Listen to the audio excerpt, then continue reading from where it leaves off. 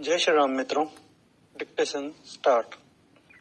अध्यक्ष महोदय, मैं आपका आभारी हूं कि आपने मुझे बोलने का अवसर दिया। इस देश के वर्तमान भारी संकट के समय में और विशेष रूप से उस समय जबकि हम लड़ाई से अभी निवृत्त हुए हैं और आकाश में लड़ाई के बादल दूसरी तरफ से आने शुरू हुए हैं, हमारे वित्त मंत्री ने जो बजट पेश किया है वे इसके लिए बधाई के पात्र हैं।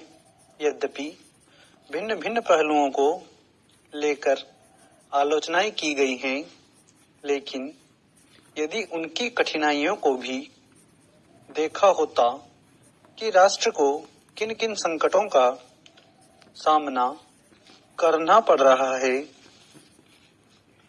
इस बात पर भी अगर मेरे से पहले बोलने वाले वक्ताओं ने विचार किया होता तो मेरा विश्वास है कि उनकी आलोचनाओं का आधार कुछ दूसरा होता।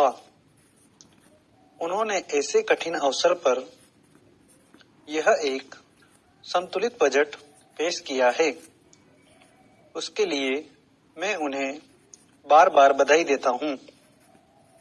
लेकिन साथ ही साथ मैं अपना यह कर्तव्य समझता हूं कि कुछ ऐसे विचार भी उनके सामने प्रस्तुत करूं जिससे उनकी कठिनाइयां कुछ हल हो जाएं।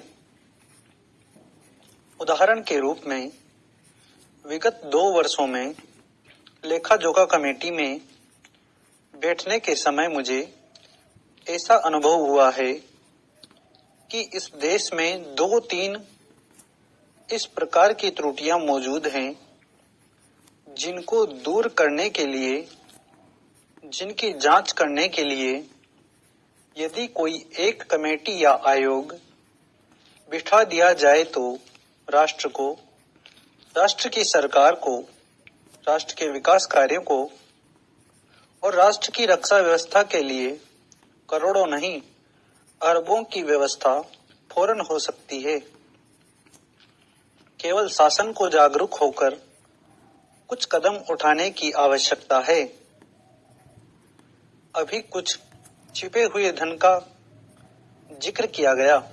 सरकार ने भी समय समय पर ऐसा आभास दिया है कि इस देश में लगभग 30,000 करोड़ रुपए का छिपा धन मौजूद है। स्वयं मैं समझ नहीं पाता हूं कि जब सरकार ऐसा अनुभव करती है तो इसकी व्यवस्था करने में उसको दिक्कत क्या आ रही है। ऐसा मालूम होता है कि कहीं इच्छा शक्ति की कमी है। भारत की इस सरकार ने अपनी शक्ति का ठीक से उपयोग करके उस दुश्मन के दांत खट्टे किए जिसके की ऊपर विश्व की शक्तिशाली और इंग्लैंड जैसी शक्तियों का अटूट सहारा था और जिसको कि उन्होंने हमारे विरुद्ध उकसाकर खड़ा किया था और अपना पूर्ण सहयोग दिया था। स्टॉप। धन्यवाद।